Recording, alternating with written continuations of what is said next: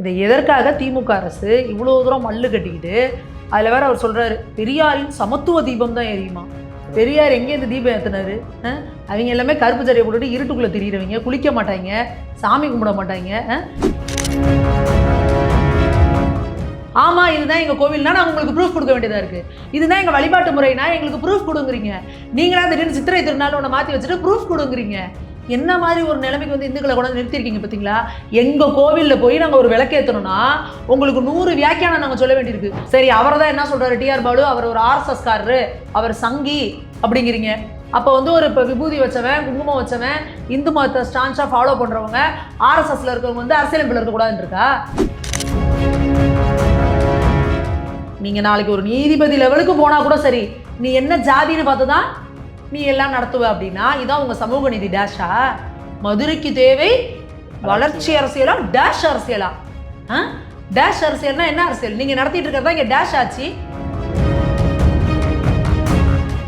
எங்க இடத்துல நீ விளக்கேற்றணும்னா எங்களை நோண்டி நோண்டி கேள்வி கேட்கிறல்ல, அது தீபத்தூணா, விளக்குத்தூணா, ஆதாரத்தை கொடு. சங்க இலக்கியத்தில் இருக்கா? சங்க இலக்கியத்தில் சிக்கந்தர் பாதுஷா இருக்காரா? கோவில் வாசல்லே 10 மீட்டர் கூட இருக்கிற இடத்துல வந்து ஒரு சிலையை உட்கார வச்சு இந்த கோயிலுக்குள்ள போறவங்கன்னா முட்டா பைய, அயோக்கிய பைய, காட்டு மிராண்டி நீங்க ஒரு சிலையை வச்சிருப்பீங்க. அப்ப எங்க மனசு புண்படாதா? எத்தனை சர்ச்சு வாசல்ல வந்து இந்த சிலையை வச்சிருக்கீங்க, பெரியார் சிலையை இந்த வாசகங்களோட? எத்தனை மசூதி வாசல்ல இந்த வாசகத்தை வச்சு நீங்க வச்சிருக்கீங்க? அப்ப இந்துக்கெல்லாம் இழிச்சவாங்களா உங்களுக்கு? சரக்கு இருக்கு, மிடுக்கு இருக்குன்னு பேசினாரு பாருங்க ஒரு உலக மகா உத்தமர் அகிம்சா மூர்த்தி. அவர் சொல்றாரு, இந்த பயங்கரவாதிகளை ஊப்பா சட்டத்துல கைது பண்ணணும். ஊப்பா சட்டத்துல வேற அவனை வெட்டு அவனை கட்டுங்கிறவனெல்லாம் ஊப்பா சட்டத்துல போடக்கூடாது. வண்டியை அடிச்சான், முறைச்சதுக்கு தான் அடிச்சான் அப்படின்னு பாருங்க. அவங்க எல்லாம் பயங்கரவாதிகள் கிடையாது. கோவிலில் போய் எங்களுக்கு விளக்கு போடணையா, எங்களுக்கு தீப ஏத்தனா போய் நின்ன வேணாம் பயங்கரவாதிகள்.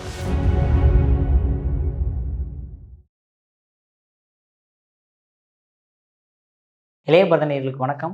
இன்னைக்கு நம்ம நேர்களில் நம்ம சிறப்பு விருந்தினர் பாஜகவின் மாநில சமூக ஊடக அமைப்பாளரான சுமதி மேகவர்ணம் தான். மேம் வணக்கம். மேம் வணக்கம். ஏன் மேம் பாஜகங்கிறலாம் மத கலவரம் பண்ணுறதுக்காகவே இத்தனை விஷயம் பண்ணிட்டு இருக்கீங்களாமா? அரசு எவ்வளோதான் கட்டுப்படுத்துறது உங்களெல்லாம்? மத கலவரம் பண்ணிட்டு இருக்கிறது இங்கே திமுகவா யார் பண்ணிட்டு இருக்கா? மத கலவரம் கூட்டு போய் கோர்ட்ல போய் நீதிபதி ஒரு தீர்ப்பு கொடுத்துட்டாங்க. தீர்ப்பு கொடுத்தோன்னா இன்னைக்கு விளக்கேற்றி இருந்தா இன்னைக்கு தீபம் முடிஞ்சு எத்தனை நாள் ஆச்சு? 3 நாள் ஆச்சு. இதை இன்னைக்கு உட்காந்து நீங்கள் பேசிட்டு இருப்பீங்களா? அன்னைக்கு ஒரு லைன் நியூஸோட போயிருக்கோம். திருப்பரங்குன்றத்தில் தீபம் ஏற்றப்பட்டது. அவங்க வேலையை பார்த்துட்டு போயிருப்பாங்களா? இதை எதற்காக திமுக அரசு இவ்வளோ தூரம் மல்லு கட்டிக்கிட்டு அதில் வேற அவர் சொல்கிறாரு, பெரியாரின் சமத்துவ தீபம் தான் எரியுமா. பெரியார் எங்கேருந்து தீபம் ஏற்றினாரு? அவங்க எல்லாமே கருப்பு சட்டையை போட்டுட்டு இருட்டுக்குள்ளே திரியிறவங்க, குளிக்க மாட்டாங்க, சாமி கும்பிட மாட்டாங்க. நீங்கள் வந்து கடவுள் மறுப்புன்னு பேசுகிறீங்க. எந்த கடவுள் மறுப்பு? அது தெளிவாக சொல்லணும்ல. இந்து கடவுளை மட்டும் ஏற்றுக்கிட்டு, இந்து பண்டிகைகளை இழிவுபடுத்திக்கிட்டு, இந்து மத நம்பிக்கைகளை வந்து இழிவுபடுத்திட்டு கார்த்திகை தீபம்ங்கிறது எப்போ ஏற்ற முடியும்? அந்த நேரத்தில் ஏற்ற முடியும். இப்போ நீங்கள் இப்படி வேணும்னே அதை தள்ளி போட்டீங்க. இப்போ இதுக்கப்புறம் என்ன அவர்களுமே கேட்குறாங்க, ஆகம விதிப்படி வந்தீங்கன்னா கார்த்திகை தீபம்னா அன்னைக்கு அந்த நாள் மட்டும் தான் ஏற்றணும். இத்தனை நாள் கடந்துமே ஏன் இவ்வளோ நேரம் ப்ரொடெஸ்ட் பண்ணுறீங்க? அப்போ நீங்கள் அந்த இது என்ன மதவாதம் தானே பண்ணுறீங்க? இது ஆகம விதிப்படி கவலைப்பட வேண்டியது நாங்கள். சாமி கும்பிட்றவங்க நாங்கள் கொலை பண்ணணும். நீ தான் சாமியே இல்லைன்ட்ட. நீ அவ்வளோ ஆகம விதிப்படி அக்கறை இருக்கிறவனா அன்னைக்கே ஏற்றுக்குன்னு சொல்லியிருக்கணும்ல. ஆகா, வருஷத்துக்கு ஒரு நாள் வருது, இன்னைக்கு தான் இந்துக்களுக்கு இது, இன்னைக்கு ஏற்றி ஆகணும், இன்னைக்கு நம்ம பிரச்சனை பண்ணக்கூடாதுன்னு சொல்லியிருக்கணும்ல. அடுத்து கனிமொழி என்ன சொல்கிறாங்க, அது வந்து தீபத்தூணே கிடையாது, சர்வே கல். முதல்ல சாமி கும்பிட்றவனுக்கு தான் அது கல்லா செக்கா என்னன்றது. உங்களுக்கு வந்து செக்குக்கும் சிவலிங்குக்கும் வித்தியாசம் தெரியுமா? இவங்க வந்து அதை சொல்கிறாங்க. இப்போ இதுக்கு வந்து இன்னைக்கு வந்து நம்ம பாஜக இருக்க நாச்சியப்பன்ஜி வந்து ஒரு பதிவு எடுத்து போட்டிருக்காரு. 1981 தமிழ்நாடு தொல்லியல் துறையோட வெளியிட்ட புத்தகம் திருப்பரங்குன்றம் பற்றி. அதில் 129வது பக்கத்தில் இந்த கல்லை பற்றி போட்டிருக்கு. அது வந்து தீபத்தூண் அப்படின்னு குறிப்பிடப்பட்டிருக்கு. அப்போ என்ன பண்ணுவீங்க? இல்லை, நாங்கள் கேட்குறோம் உங்ககிட்ட, நாங்கள் ஒன்றுக்கு இது மாதிரி நாங்கள் விளக்கம் கொடுக்கணுமான்னு கேட்குறோம். இன்றைக்கி எந்த நிலைமையில் கொண்டு வந்து வச்சுருக்கீங்கன்னா, ஆமாம் இதுதான் எங்கள் கோவில்னா நாங்கள் உங்களுக்கு ப்ரூஃப் கொடுக்க வேண்டியதாக இருக்குது. இதுதான் எங்கள் வழிபாட்டு முறைனா எங்களுக்கு ப்ரூஃப் கொடுங்குறீங்க. நீங்களா திடீர்னு சித்திரை திருநாள் ஒன்று மாற்றி வச்சுட்டு ப்ரூஃப் கொடுங்குறீங்க. என்ன மாதிரி ஒரு நிலைமைக்கு வந்து இந்துக்களை கொண்டு வந்து நிறுத்திருக்கீங்க பார்த்தீங்களா? எங்கள் கோவிலில் போய் நாங்கள் ஒரு விளக்கேற்றணும்னா உங்களுக்கு 100 வியாக்கியானம் நாங்கள் சொல்ல வேண்டியிருக்கு. எங்கே சங்க பாடலில் என்ன இருக்குது சொல்லு பார்ப்போம், பரிபாடலில் எங்கே வருது பார்ப்போம், சீவகசமில். இதெல்லாம் நான் ஏன் உனக்கு சொல்லணும்னு நான் கேட்குறேன். எனக்கு தேவை என்னோட கோயில் முருகன் கோயில். இப்போ கோவிலில் இங்கே ஒரு சன்னதி இருக்குது, நான் இங்கே போய் விளக்கேற்றினேன். இன்னொரு சன்னதியில் எனக்கு நான் போய் விளக்கேற்றினேன், ஏன் ஏற்றன்னு கேட்பீங்களா? அப்புறம் எல்லாம் கேட்குறாங்க, பெரிய அறிவாளி மேலே தான் உச்சி பிள்ளையார் கோயில் ஏற்றியாச்சுலன். உச்சி பிள்ளையார் கோயிலில் ஏற்றுறதுக்காக போய் கோர்ட்டில் போய் தீர்ப்பு வாங்கிட்டு வந்தாங்க. தீபத்தூணில் ஏற்றணும் தானே சுவாமிநாதன் அவர்கள் வந்து பார்த்து தானே இது பண்ணாங்க. அதே போல இந்த திமுக அரசு எந்த அளவுக்கு வந்து ஒரு அரசியலமைப்பு சட்டத்துக்கே ஒரு மிகப்பெரிய ஆபத்தை உண்டாக்கிட்டு இருக்காங்கன்னா, கோர்ட்ல தீர்ப்பு கொடுத்தாலுமே அதை நான் மதிக்க மாட்டேன். அப்படின்னா அப்போ நீங்கள் எப்படி சட்டம் ஒழுங்கு ஏற்கனவே இங்கே எந்த தரித்திரமாக போயிட்டு இருக்கு அப்படின்றத பார்ப்போம். சட்டம் ஒழுங்கு கேவலமாக போயிட்டு இருக்கு தமிழ்நாட்டில். அப்போ நீங்கள் கோர்ட்டில் வந்து ஒரு நீதிபதியோட தீர்ப்பை மதிக்க மாட்டேன்னா அப்போ நீங்கள் என்ன பண்ணுறீங்க? அப்போ நீதியரசர்களுக்கு தான் என்ன மரியாதை? நீதிமன்றத்துக்கு இங்கே என்ன மரியாதை? சரி, அவரை தான் என்ன சொல்கிறாரு டிஆர் பாலு, அவர் ஒரு ஆர்எஸ்எஸ்காரரு, அவர் சங்கி அப்படிங்கிறீங்க. அப்போ வந்து ஒரு இப்போ விபூதி வச்சவன், குங்குமம் வச்சவன், இந்து மதத்தை ஸ்டான்ஸாக ஃபாலோ பண்ணுறவங்க, ஆர்எஸ்எஸ்ல இருக்கவங்க வந்து அரசியலமைப்பில் இருக்கக்கூடாதுன்னு இருக்கா? அப்போ இஸ்லாமியர் ஒருத்தர் வந்து அவருக்கு ரெகுலராக அவர் தொழுகை பண்ணுறவர், அவரோட மதத்தில் தான் இருக்கவர் வந்து நீங்கள் இந்த மாதிரி விமர்சனம் பண்ணுவீங்களா? இல்லை இந்த மாதிரி கிறிஸ்தவர் ஒருத்தர் இருந்தாருன்னா அவர் வந்து விமர்சனம் பண்ணுவீங்களா? நீதியரசரை பர்சனல் அட்டாக் பண்ணுற அளவுக்கு உங்களுக்கு தைரியத்தை யார் கொடுத்தது? நீங்கள் அதை மாதிரி பண்ணிட்டு இருக்கிறீங்க. சரி, முதல்ல இது பண்ணிட்டு நீங்கள் அடுத்த ஒரு அப்பீல் பண்ணீங்கல்ல, இருவர் நீதிமன்றம் கொண்டு வந்த ஒரு டிவிஷன் பெஞ்ச் இது பண்ணாங்களா? அவங்க என்ன சொன்னாங்க? அவர் கொடுத்ததுல எந்த தப்பும் இல்லை, தெளிவாக இருக்குது சொல்லிட்டாங்களா? அப்பயும் அவரை பற்றி, அவங்க 2 பேரை பற்றி நீங்கள் எதுவுமே பேசல. தொடர்ந்து அப்படி ஒரு விஷயமே நடக்காத மாதிரி நீங்கள் திரும்ப திரும்ப சுவாமிநாதன் அவர்களே வந்து நீங்கள் வந்து தாக்குதல் பண்ணிக்கிட்டு இருக்கிறீங்க. அப்போது எந்த அளவுக்கு நீங்கள் சமூக நீதி இதெல்லாம் உங்களோட எந்த லட்சணத்தில் இருக்குன்னா, நீங்கள் நாளைக்கு ஒரு நீதிபதி லெவலுக்கு போனால் கூட சரி, நீ என்ன ஜாதின்னு பார்த்து தான் நீ எல்லாம் நடத்துவ அப்படின்னா இதான் உங்கள் சமூக நீதி டேஷா? அதில் முதல்வர் போடுறாரு, முதல்வர் மதுரைக்கு தேவை வளர்ச்சி அரசியலா டேஷ் அரசியலா? டேஷ் அரசியல்னா என்ன அரசியல்? நீங்கள் நடத்திட்டு இருக்கிறதா இங்கே டேஷ் ஆட்சி. என்ன ஆட்சி நடத்திட்டு இருக்கிறீங்க? இதோ நேற்று தாம்பரம் சானிட்டோரியத்தில் ஒரு 6 பேர் சேர்ந்துட்டு 2 பேரை ஓட ஓட விட்டு வெட்டுறாங்க. இதெல்லாம் என்ன பண்ணிட்டு இருக்கிறீங்க? நீங்கள் சட்டம் ஒழுங்கு என்ன லட்சணமாக இருக்குது? நீங்கள் இதில் வச்சுக்கிட்டு ஒரு விளக்கேற்ற போகணும் அப்படின்னா எங்களால் பாதுகாப்பு கொடுக்க முடியாதுன்னு சொல்கிற ஒரு கையாளாகாத அரசு. உங்களோட அப்பட்டமான கையாளாகாதத்தனங்க இது. அங்கே 4 பேர் போய் விளக்க 10 பேர் ஏற்றுறாங்க, இல்லை வேண்டான்னு 6 பேர் வேண்டாம். எப்போ நீ 144 போட்ட, சிஐஎஸ்எஃப் ஃபோர்ஸ் வந்துருச்சு, 3 பேர் போகிறோம். 144னா 3 பேருக்கு மேலே கூடக்கூடாது. 3 பேர் மேலே போய் விளக்கேற்றுறாங்கிறான். 3 பேர் மேலே ஏறுறவனுக்கு உடனே அவனை பத்திரமா கூட்டு போய் அவங்க எந்த அசம்பாவிதமும் அவன் பண்ணிடாத அளவுக்கு கூட்டிகிட்டு வர அளவுக்கு உங்களுக்கு துப்பு இல்லையா? இல்லை அங்கே இருக்க முஸ்லீம்கள் யாராவது அந்த பகுதியை சேர்ந்த இஸ்லாமியர்கள் வந்து நீ விளக்கு போட்டேன்னா அவ்வளோதான் அப்படின்னு வந்து கூட்டி நின்னாங்களா? யாராவது அப்படி நின்னாங்களா? இல்லை, விளக்கேற்றுறதுக்கு இவங்க ஆயத்தமாக இருந்தாங்க. அங்கே ஏகப்பட்ட மக்கள் வந்து பார்த்துட்டு இருந்தாங்க. சரி, விளக்கேற்ற போகிறாங்க பார்க்கலாம் அப்படின்னு. எந்த இஸ்லாமிய அமைப்பாவது இல்லை அந்த தர்காவை சேர்ந்தவங்களாவது அங்கே சுற்று வட்டாரத்தில் இருக்கவங்களாவது நீ போய் விளக்கேற்று பார்த்துக்கலாம் அப்படின்னு அங்கே மறித்து வந்து 2 பிரச்சனை பண்ணாங்களா? இல்லை, பிரச்சனை பண்ணது யாரு? திமுக அரசு. ஏன்னா உனக்கு சிறுபான்மை வாக்கு வங்கி போயிடும், இஸ்லாமியர்களோட வாக்கு வங்கி போயிடும். அதனால நீங்கள் என்ன சொல்கிறீங்க? ஏற்ற முடியாது அப்படின்னா எந்த அளவுக்கு நீங்கள் இந்து மக்கள் மேலே அவ்வளோ வெறுப்பில் இருக்கீங்கன்னா இந்து மக்கள் முழிச்சுக்கணும், நம்ம கேள்வி கேட்கணும். நாம் வந்து கேனையா ஏமாளியாகவே இருந்துக்கிட்டு அவன் என்னை ஏமாத்துறான் நீயே ஏமாளியா இருக்க? நீ நாளைக்கு கேட்கணும்ல, உனக்குள்ளே என்ன தெரியுமா வேணாம்ப்பா, உன்னை ஜாதியாக பிரித்து விட்டுறலாம். அதானே உனக்கு? அவங்க எல்லாருமே அவங்களுக்குள்ளேயும் ஜாதிகள் இருக்கு. இஸ்லாமியத்திலேயோ கிறிஸ்தவத்திலேயோ வந்து ஜாதிகள் இல்லாமல் இல்லை. ஆனால் அவங்க எல்லாரும் ஒரு அமைப்பாக ஒருங்கிணைச்சிருக்காங்க.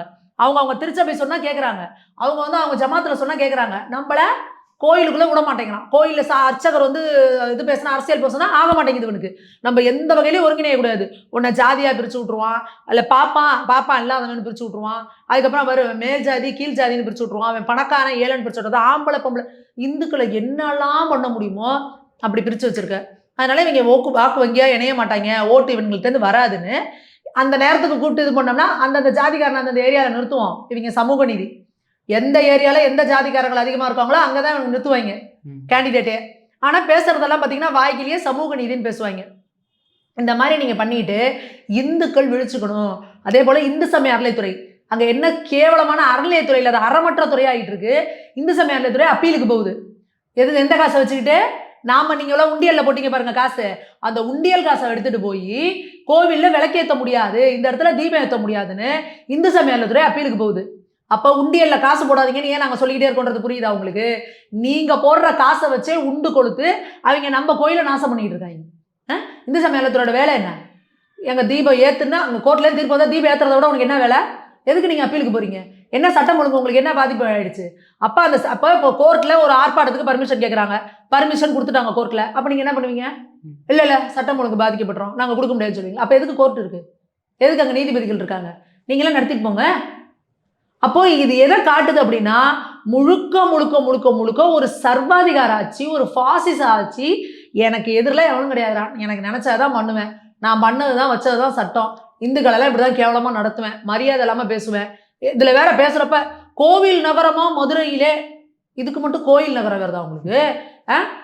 இவங்க வேற பேசுகிறாங்க, இத்தனை 1000 கோயில்களுக்கு நாங்கள் குடமுழுக்கு பண்ணியிருக்கோம். ஏதாவது ஒரே ஒரு கோயில் குடமுழுக்குக்கு முதல்வர் வந்திருக்காரா? இஃப்தார் நோம்பு திறக்கிறதுக்கு போகிறாரா? கிறிஸ்மஸ் விழாவுக்கு போகிறாரா? ஏன் கோவில் குடமுழுக்குலாம் வரமாட்டாரா? துணை முதல்வர் வந்திருக்காரா? துர்கா ஸ்டாலின் அனுப்பி வச்சாரு. துர்கா ஸ்டாலின் என்ன பதவியில் இருக்காங்க? இந்த மாதிரி இவருக்கு தீபத்தை ஏற்ற விடாம இவர் பாவம் பண்ணுவாரு, அந்த அம்மா அங்கே போய் ஒட்டக பூஜை பண்ணி அதுக்கு பரிகாரம் பண்ணிட்டு உட்காந்துருக்காங்க. நீங்க இந்த மாதிரிலாம் என்ன பரிகாரம் பண்ணாலும் உங்களுக்கு வந்து இந்த பரிகாரமே கிடையாது. 2026ல் முழுக்க இந்துக்களும் குறிப்பா இந்து பெண்களும் இந்த ஆட்சிக்கு வந்து சாவுமணி அடிப்பாங்க. ஏன்னா இந்த பெண்கள் அந்த அளவுக்கு ஒரு வெறுப்புலி விரக்தியிலே இருக்கிறாங்க.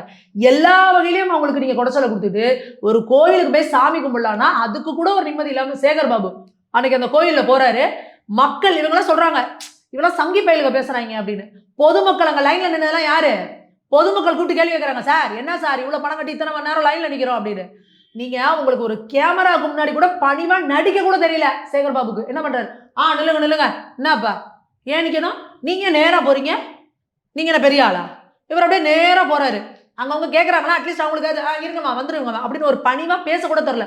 ஒரு வயசான பாட்டி அவங்க சொல்றாங்க ரொம்ப நேரம் நிக்கணும், அவங்கள ஒருமையில பேசிட்டு போறாரு. யார் உங்களுக்கு இந்த அதிகாரத்தை கொடுத்தது?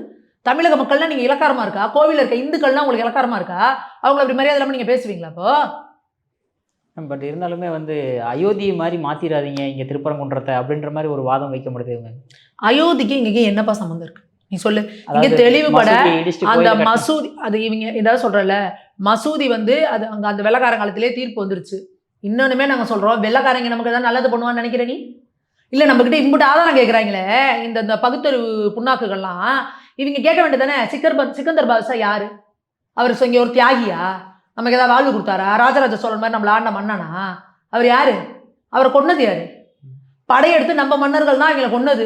மதுரையை ஃபுல்லா ஆதிக்கம் பண்ணி வச்சு மீனாட்சி அம்மன் கோயில 50-60 வருஷமா பூட்டி வச்சிருந்தாங்க. வரலாறு எடுங்க.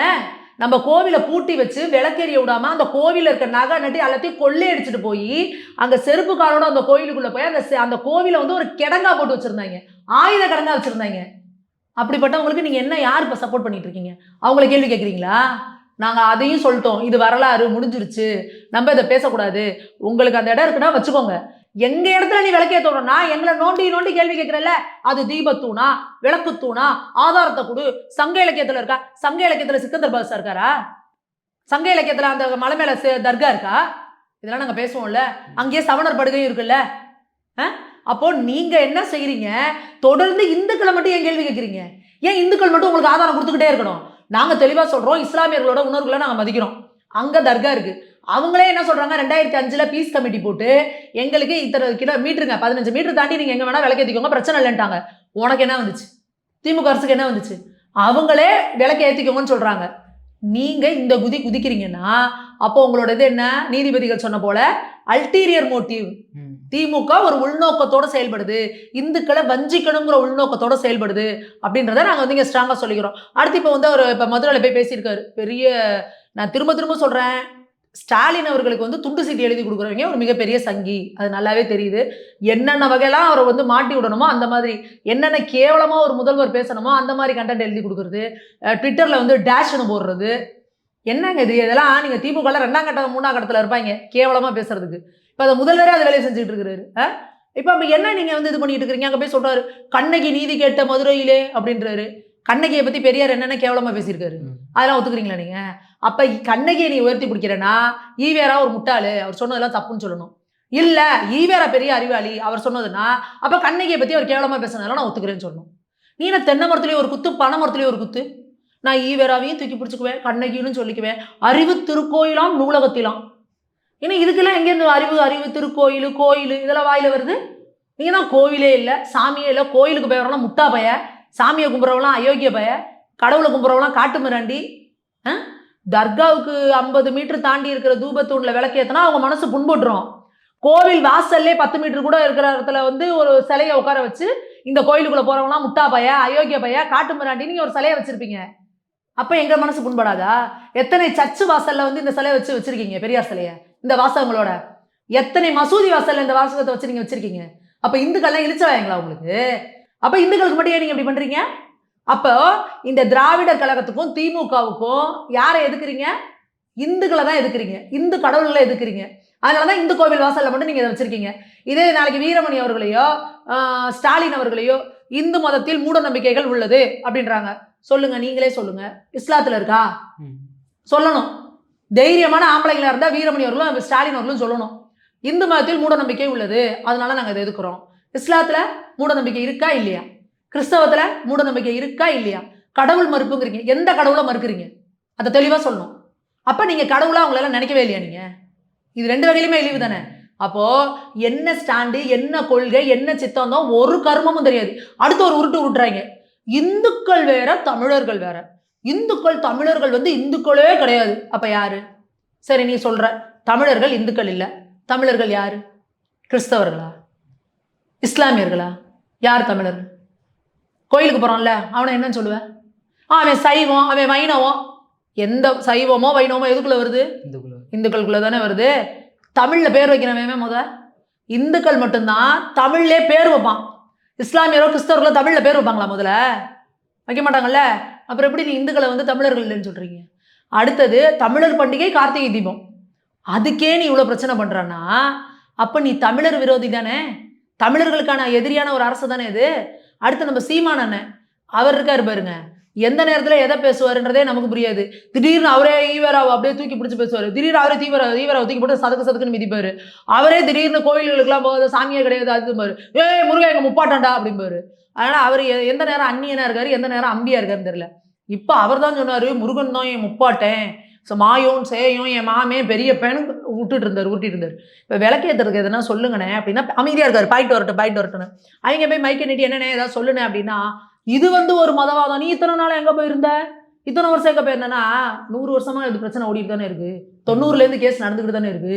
2014 ஒரு தீர்ப்பு வருது, 2017 கேட்டது என்ன, அதை உருட்டுறாரு சட்டத்துறை அமைச்சர், அது தனியாக வர இது நடந்துக்கிட்டு இருக்கு. அடுத்து அண்ணன் ஒரு அறிவாளித்தனமாக கேள்வி கேட்குறாரு, இங்கே எல்லா பிரச்சனையும் தீர்ந்துருச்சா, சோத்துக்கு வழி இல்லை, வேலை வாய்ப்பு வந்துருச்சா, அது வந்துருச்சா? சரி, என் பிரச்சனையெல்லாம் தீர்ந்தாதான் நீ என்னோட பண்பாட்டுக்காகவும் என் கலாச்சாரத்துக்கும் என் உரிமைக்காகவும் என் அடையாளத்துக்காகவும் நான் போராடணுமா? ஜல்லிக்கட்டு போராட்டம்னு ஒன்று வந்துச்சுல்ல, ஜல்லிக்கட்டு போராட்டம் வந்த பேரை கேள்வி கேட்டிங்களா? ஏன்டா இப்போ சோத்துக்கு தான் இல்லாமல் இருக்குது, இவ்வளோ பேருக்கு வேலை இல்லாமல் இருக்குது, இது ஏன்டான்னு? அது என்னோட அடையாளம், எங்களோட உரிமை, அதை நாங்கள் மீட்டு எடுக்கணும். எல்லாருமே நின்னோம்ல. அப்போ அதே மாதிரி தான் இதுவும் எங்களோட அடையாளம், எங்களோட உரிமை. இன்னைக்கு இந்த 100 வருஷம் விட்டு போனதுக்கு இன்னைக்கு இவ்வளோ ப்ரூஃப் இருக்க போய் நீ என்ன கேட்குற? என்ன ப்ரூஃப்? ஏன் ஏற்றணும்னு கேட்குற? இது இப்படியே விட்டு போனால் நாளைக்கு என்ன பண்ணுவேன்? எங்கள் மக்கள்லாம், எங்கள் குழந்தைகள்லாம், அடுத்து என் பேர பிள்ளைங்கலாம் கோயிலுக்கு போகணுன்னா அது கோயிலில் போய் கும்பிட்றதே உன் வழக்கம் கிடையாது. நீ அதுக்குள்ளே போகக்கூடாது. கோவில்ங்கிறது ஒரு வழிபாட்டு தலமே கிடையாது, அது ஒரு டூரிஸ்ட் பிளேஸு. அதுக்குள்ளே 4 ராட்டினம் 2 இது ஊஞ்சல்லாம் கட்டி விட்ருவானுங்க. போனியா அங்கே ஊஞ்சல் ஆடிட்டு வந்துக்கிட்டே அது கோயில் கிடையாது, சாமி கும்பிடான்ருவானுங்க. எல்லாம் அப்படி தானே பண்ணிட்டு இருக்கிறீங்க இன்னைக்கு. அந்த மாதிரி இன்னைக்கு கோவில்கள்லாம் எப்படி இருக்குது? ஜிக்ஸாக் பசில் மாதிரி ஃபுல்லாக அடிச்சு விட்டு எத்தனை கோவில்களில் பொத்தலாக சல்லடையாக்கி வச்சுருக்காங்க இன்னைக்கு கோயில்களை. எங்களோட கோவில்கள் தானே எங்களோட அடையாளம். அப்போ தமிழர்களோட அடையாளத்தையும் வரலாறையும் அழிக்கிறது தானே இன்னைக்கு இந்த திராவிட மாடல் பண்ணிட்டு இருக்கு. அதுக்கு தான் இங்கே பண்ணுறாங்க. அடுத்து சட்டத்துறை அமைச்சர். இந்த திராவிட மாடலில் மட்டும்தான் சட்டமே தெரியாதவங்க சட்டத்துறை அமைச்சர், மருத்துவம்னா என்னன்னே தெரியாதவங்க சுகாதாரத்துறை அமைச்சர், இன்னும் என்னத்தை சொல்கிறது, அறநிலையத்துறையில் அறமே இல்லாதவங்க அறநிலையத்துறையில் இருப்பாங்க. இது மாதிரி இன்னும் சொல்லிக்கிட்டே போகலாம். இதுதான் இந்த மாதிரி ஒரு கொடூரமானது. ஒரு மனுஷன் உருப்படியாக அந்த நிதித்துறையில் இருந்தார், அந்த மனுஷன் ஒழுங்காக கூட ஏன்டா அவங்க ஒழுங்காக இருக்கவனை போடக்கூடாது, தூக்கு அவங்களன்னு தூக்கிட்டு அதுக்கு ஒரு ஆகாதவங்களை போடுறது. சட்டத்துறை அமைச்சர் சொல்கிறாரு, நாங்கள் 2014லும் 17லும் அந்த தீர்ப்பை தான் மதிப்போம், இதை பண்ண மாட்டோம்னா 1ஆம் தேதி தீர்ப்பு வந்துருச்சு, 3ஆம் தேதி வரைக்கும் என்ன பண்ணீங்க? தூங்கிட்டு இருந்தீங்களா? சரக்கு அடிச்சுட்டு மட்டையாயிட்டீங்களா? நீங்கள் அங்கே போய் அங்கே வாத எடுத்து வைக்கணும்ல. 2014 17 என்ன தீர்ப்பு வந்தது? அவங்க கேட்டது அந்த மசூதிக்கு மேலே இருக்க மலை உச்சி, அங்கே விளக்கேத்துறேன்னு கேட்குறாங்க. அப்போ கோர்ட் என்ன சொல்லுதுன்னா, மலை உச்சி தர்காவுக்கு சொந்தமானது, அந்த இடத்துல நீங்கள் ஏற்றக்கூடாதுன்னு தீர்ப்பு வந்திருக்கு. அதை சுவாமிநாதன் அவர்களே குறிப்பிடுறாரு அவரோட தீர்ப்பில். 2014 17 அவங்க கேட்டிருக்க இடம் மலை உச்சியை கேட்டிருக்காங்க, அது தர்கா பிரமிஸ்க்கு அது சொந்தமானது. ஆனால் இப்போ கேட்டிருக்க தீபத்தூண்கிறது முருகனோட அந்த திருப்பரங்குன்ற மலைக்கு சொந்தமானது, அது தர்காலேருந்து 50 மீட்டர் தாண்டி தான் இருக்குது, அதுவும் இல்லாமல் அந்த தர்காலேருந்து கொஞ்சம் தாழ்வாகவும் இருக்குது, அதனால் ஏற்றலாங்கிறதையும் சொல்லியிருக்காரு. அந்த தீர்ப்பை கூட படிக்கலையா சட்டத்துறை அமைச்சர்? இல்லை படிக்க தெரியலையா? உங்களுக்கு தெரியாது, எங்களுக்கு தெரியும், உங்களுக்கு படிக்க தெரியாது தெரியும், எவனா படித்து சொல்கிறவனே பக்கத்தில் வச்சுக்கிறது இல்லை. அப்போ நீங்கள் என்ன ஒரு தெனாவட்டா இதே இதுதான் என்ன சொல்கிறோன்னா, அந்த அளவுக்கு உச்சபட்ச உதாசீனம். இந்து பயிலுக தானடா அவனுங்க என்ன பண்ணுவாங்க? மித்த மதத்துலலாம் எப்படி தெரியுமா, நீ தப்பாக ஒரு வார்த்தை சொன்னால் என்ன ஆகிடும்? ஹை வோல்டேஜ் சாக்கடிச்சிடும். இங்கே இந்துக்கள்லாம் அப்படின்னா ஆனால் தூங்கிட்டு இருப்பான், கும்பகார மாதிரி 2 எட்டி வச்சாலும் அவனுக்கு தெரியாது, மூஞ்சில் தூக்கிட்டு போனாலும் தெரியாது. அதனால் அவங்க என்ன வேணா சொல்லலாம், அவன் கடவுளை பழிக்கலாம், அண்ணாடா சிவனா அவர் இதுக்கு தாண்டா காலை தூக்கி ஆடினாருங்களாம், முருகனாடே என்னடா கந்த சஷ்டி கவசத்தில் இதுக்கெல்லாம் பாட்டு வச்சிருக்கானுங்கடா அப்படின்னு கிண்டல் பண்ணலாம், பெருமாளை கிண்டல் பண்ணலாம், ராமர் என்னடா பாலம் கட்டினார்னா இன்ஜினியரிங் படிச்சாராடா. இப்படி எல்லாத்தையும் நீங்கள் இழிவுபடுத்தலாம். ஏன்னா இந்துக்கள் என்ன பண்ணுவான், துப்புனா தொடச்சிட்டு போயிடுவான். தொடச்சிட்டு போயிட்டு உங்களுக்கே வந்து மானம் கடத்தனமா ஓட்டு போடுறோம். அதனால நீங்கள் எல்லாம் பேசுவீங்க. இதே இஸ்லாமியர்களோட மத நம்பிக்கைகளை உங்களால் இப்படி பேசிட முடியுமா? கிறிஸ்தவர்களோட மத நம்பிக்கையை நீங்கள் இந்த மாதிரி ரிசல்ட்டாக பேசிட முடியுமா? ஒரு சர்ச்சில் இந்த மாதிரி ஒரு தீர்ப்பு வந்திருக்குன்னா சட்டத்துறை அமைச்சரை பேச சொல்லுங்க பார்ப்போம். அதுக்கு உண்டான டாக்குமெண்ட் எல்லாம் எடுத்துட்டு பயபத்திரமா பேசுவாங்க. நீங்க இவ்வளோ கேஷுவலா 2017 தீர்ப்பு வந்துச்சுங்க, 14ல் அதை தாங்க பண்ண போறோம், இதுக்கு பண்ண மாட்டோங்கன்னா என்ன அர்த்தம்? அப்போ எவ்வளோ திமிரு உங்களுக்கு, என்ன ஆணவம் உங்களுக்கு? அப்போ இந்துக்கள்லாம் இழிச்ச வாங்கலாம், ஒன்றும் பிரச்சனை கிடையாது, பேசுவோம் என்ன அப்போ அப்படின்னு. அடுத்து இந்த ஒரு அவனை வெட்டு, அவன் வீட்டில் இருக்கவளை தூக்கானா அவளை வெட்டு, அவளை கட்டு, சரக்கு இருக்கு மிடுக்கு இருக்குன்னு பேசினார் பாருங்க ஒரு உலக மகா உத்தமர் அகிம்சா மூர்த்தி. அவர் சொல்றாரு இந்த பயங்கரவாதிகளை ஊப்பா சட்டத்துல கைது பண்ணணும். ஊப்பா சட்டத்துல வேற அவனை வெட்டு அவனை கட்டுங்கிறவனெல்லாம் ஊப்பா சட்டத்துல போடக்கூடாது. வண்டியை அடிச்சான், முறைச்சதுக்கு தான் அடிச்சான் அப்படின்னாரு பாருங்க. அவங்க எல்லாம் பயங்கரவாதிகள் கிடையாது. கோவிலில் போய் எங்களுக்கு விளக்கு போடணையா, எங்களுக்கு தீபம் ஏத்தனா போய் நின்னவெல்லாம் பயங்கரவாதிகள்.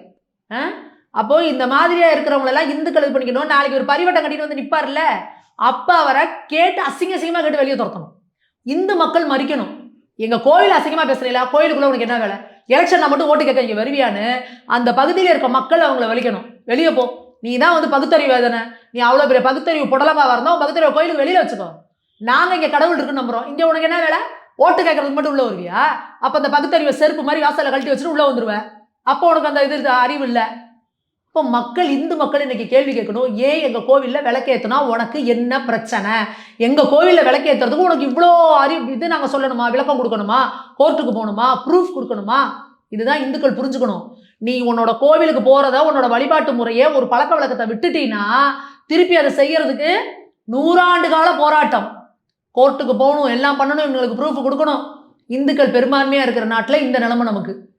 அப்போது இவங்க நம்மளை என்ன பண்ணுவாங்க அப்படின்றத நம்ம மக்கள் புரிஞ்சுக்கணும். நாளைக்கு கோயிலுக்கு போனால் என்ன பண்ணுவாங்க, ஃபார்மை கொடுத்து அப்ளிகேஷனில் சைன் பண்ணி நாங்கள் உங்களுக்கு அப்ரூவல் பண்ணால் தான் கோயிலுக்கு போகணும்னு அலாட்மெண்ட் சிஸ்டம் கொண்டு வந்தாலும் கொண்டு வந்துருவாங்க. அதனால் இந்துக்கள் விழிச்சுக்கணும். 2026 இவங்க ஓட்டு கேட்டு வரப்போ இந்துக்கள் இவங்களெல்லாம் சாணியை கரைச்சி இவங்க தலையில் ஊற்றணும். எங்கள் கோயிலை அசிங்கப்படுத்தினால கிளம்பிக்கிட்டே இரு, உனக்கு வேலை கிடையாது. முருகன் கோயிலில் தீபம் ஏற்ற முடியாதுன்னு சொன்னீங்களே, இப்போ பெரியார் சமத்துவ தீபம் எரியும்னு இல்லை, அந்த கருப்பு சட்டை கரைக்கிட்டே ஓட்டு வாங்கிட்டு போ. ஏன் இந்துக்கள்கிட்ட வர?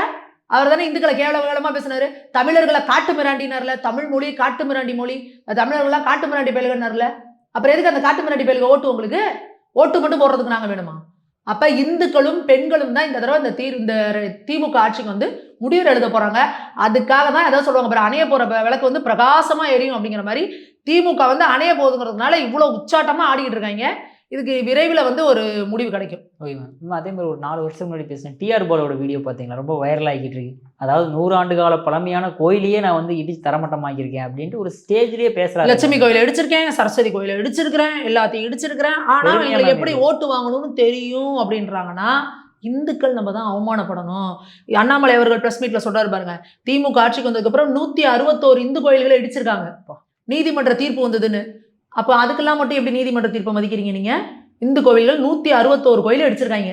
இதுல இவர் டிஆர் பால் என்ன சொல்றாரு, 100 வருஷம் பழமையான கோயிலாம் இடிச்சிருக்கேன், ஆனா அதே இடத்துல போய் எப்படி ஓட்டு வாங்கணும்னு எனக்கு தெரியும் அப்படின்னு மேடையில சொல்றாங்கன்னா, அப்ப இந்துக்கள் நம்ம யோசிக்கணும், நம்ம எந்த அளவுக்கு சொர்ணம் இல்லாம சூடு இல்லாம இருக்கோம், சோத்துல உப்பு போட்டு சாப்பிட்றோமா அப்படின்னு நமக்கு தெரியணும்.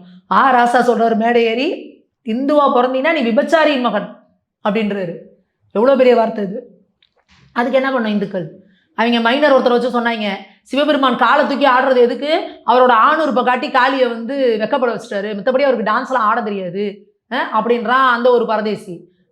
அடுத்து இங்கே இன்னும் எவ்வளோ பேர் பேசிக்கிட்டே வராங்க, எவ்வளோ சொல்லிக்கிட்டே வரலாம். இந்த பொன்முடி என்ன சொன்னார், படுத்த பட்டை நின்னா நாமம், நாமத்துக்கு 5 பட்டைக்கு 10, எதுக்கு எதை கொண்டு கம்பேர் பண்ணுறீங்க? சிவனோட அந்த திருநீருங்கிறது எவ்வளோ ஒரு மகத்துவமானது தெரியுமா? அந்த திருநீரை இழிவுபடுத்துகிற மாதிரி, திருமண்ணை இழிவுபடுத்துகிற மாதிரி நீங்கள் எல்லாம் பேசுகிறீங்க. ஆனால் இந்துக்கள் என்ன பண்ணுறீங்க, அவங்களுக்கு தான் ஓட்டு போடுவீங்கன்றதுல தான் இன்னைக்கு இவங்க இந்த ஆட்டம் ஆடிக்கிட்டு இருக்கிறாங்க. தொடர்ந்து இந்து கடவுள்களை இழிவுபடுத்திட்டு இருக்காங்க, இந்து பண்டிகைகளை கேவலப்படுத்திட்டு இருக்காங்க. தமிழக முதல்வர் இதுவரைக்கும் ஒரு இந்து பண்டிகைக்கு கூட வாழ்த்து சொன்னதில்லை. இன்னைக்கு எல்லாம் கொக்கரிக்கிறாங்க பாருங்க, இந்துக்கள் வேற தமிழர்கள் வேற, தமிழர் கடவுள் முருகன், தமிழர் பண்டிகை கார்த்திகை. சரி, கார்த்திகை தீபத்துக்கு வாழ்த்து சொன்னாரா முதல்வர்? தைப்பூசத்துக்கு வாழ்த்து சொன்னாரா முதல்வர்? தமிழர் பண்டிகை சொன்னாரா? பங்குனி உத்தரத்துக்கு வாழ்த்து சொல்லுவாரா? முருகனுக்கு சம்மந்தப்பட்டதானே சொல்லுவாரா? சொல்ல மாட்டார்ல. அப்ப வாயை மூடிக்கிட்டு போங்க. அப்ப நீங்க தமிழர் விரோதிகள். தமிழர்களோட அடையாளத்தை அறிக்கை வந்த திராவிட கும்பல், தமிழன்னு கூட சொல்லாம திராவிடன்னு சொல்ற ஒரு ஏமாத்து கூட்டம். நீ என்ன தமிழன் வச்சுட்டு வந்து எங்க கூட வந்து நின்றுட்டு இருக்க? நீ வந்து வாண்டட வண்டியில் ஏற நானும் ரவுடின்னு நீ எங்க இருந்து வந்த? நீ எதுக்கு இங்க வந்து எங்களை வந்து திராவிடன்னு சொல்லிட்டு இருக்கிற? நீ எதுக்கு எங்களை தமிழர்களோட அடையாளத்தை அழைச்சிக்கிட்டு இருக்க? அப்போ இந்த கருப்பு சட்டை போட்ட கும்பலுக்கு வந்து சீக்கிரமா அந்த என்ன சொல்றது, அந்த கரும்புலி செம்புலிமாங்க பாருங்க, கருப்பு சிவப்பு, அதான் கரும்புலி செம்புலி குத்தி இவங்களை வீட்டுக்கு அனுப்புற நேரம் வந்துருச்சு. ஓகே மேம், ஒரே ஒரு கேள்வி மேம். இப்போ வந்து இஸ்லாமியர்களுக்கு ஏதாவது ஒரு பிரச்சனைனா ஹிந்துக்கள் நீங்கள் குரல் கொடுப்பீங்களா? தாராளமாக கொடுப்போம். ஏன் கொடுக்க மாட்டோம்? அப்புறம் ஏன் திருப்பரங்குன்றத்தில் வந்து எங்களுக்கு எந்த பிரச்சனையுமே இல்லைங்க, அவன் ஏற்றிட்டு போயிட்டு ஒரு இஸ்லாமியர்கள் கூட வந்து சொல்ல மாட்டேங்கிறாங்க, பேசாம இருக்காங்க. அங்க இஸ்லாமியர்கள் அங்க இப்ப நார்மலா இப்ப பிரஸ்ல இருக்கவங்களாம் போறாங்க, நீங்க வீடியோ போட்டு பாருங்க. நிறைய பேர் என்ன சொல்றாங்கன்னா, எங்களுக்கு பிரச்சனையே இல்லைங்க, தர்கா அங்க வந்து அப்போஸ் பண்ணவே இல்லப்பா. அதான் சொல்றேன்ல, தர்கா அப்பீலுக்கு போல, இந்த மானங்கட்ட இந்து சமய அறநிலையத்துறை போகுது அப்பீலுக்கு. இதுதான் நம்ம தமிழத்தோட கேடுகட்ட நிலைமை. அவங்க அமைதியா இருந்தா கூட நீங்க என்ன பண்றீங்க, ஐயோ அவங்க மனசு புண்பட்டுரும். அந்த படத்துல சொல்லுவான் பாரு, இப்ப பாரு அவன் கையை முறுக்குவான் பார், இப்ப பாரு அவன் ஓங்கி குத்துவான் பார், இப்ப பாரு அவன் கண்ணாடியை உடப்பான் பாருன்னு பக்கத்துல ஒருத்தர் ஏத்தி விட்டுருப்பான் பாரு. இவனுக்கு அப்படிலாம் தோணவே தோணாது. அந்த மாதிரி சிறுபான்மையினர்கள் அவங்க அமைதியா இருந்தா கூட, ஐயோ இங்க பாருங்க இவங்க போய் விளக்கேத்தனா உனக்கு என்ன ஆகும், இவங்க போய் விளக்கேத்தனா அவங்க மனசு புண்பட்டுரும். எப்படி புண்படும்? நீ மலை மேல கறி பிரியாணி தூக்கிட்டு போய் தின்னில, அப்ப மனசு புண்படாதா? இதே எம்பி, இந்த திமுகவோட எம்பி தங்க தமிழ்ச்செல்வன் என்ன சொல்லியிருக்காரு, இங்க ஒழுங்கா அமைதியா போயிட்டு இருந்தது, இவங்க போய் அங்க போய் கெடா வெட்டுறேன், ரத்தத்தை ஊத்துறேன், கறி பிரியாணி திங்கிறேன்னு போனதுனாலதான் இந்த பிரச்சனை எல்லாம் ஆரம்பிச்சது அப்படின்னு சொல்றாங்கல்ல. அப்போ உங்க திமுகலே மானம் உள்ளவன் மனசாட்சி உள்ளவங்களாம் இருக்காங்களா இல்லையா? நீங்க நல்லா எழுதி வச்சுக்கோங்க. திருப்பரங்குன்ற முருகன் ஹை வோல்டேஜ் மின்சாரம் மாதிரி இவங்க திமுகவே சில்லா உடையும். திமுகக்குள்ள இருக்கிற இந்துக்களே இதை விரக்தியா இருக்கிறாங்க, வெறுப்பா இருக்காங்க, கடுப்பா இருக்காங்க. ஏன்னா ஒரு தீபம் ஏத்திட்டு போனா என்ன, எதுக்கு இவங்க இப்பெல்லாம் பண்றாங்கன்ற கேள்வி எல்லாத்துக்குள்ளேயும் வந்திருக்கு, குறிப்பா அவங்க குடும்பத்துல இருக்க பெண்களுக்கு.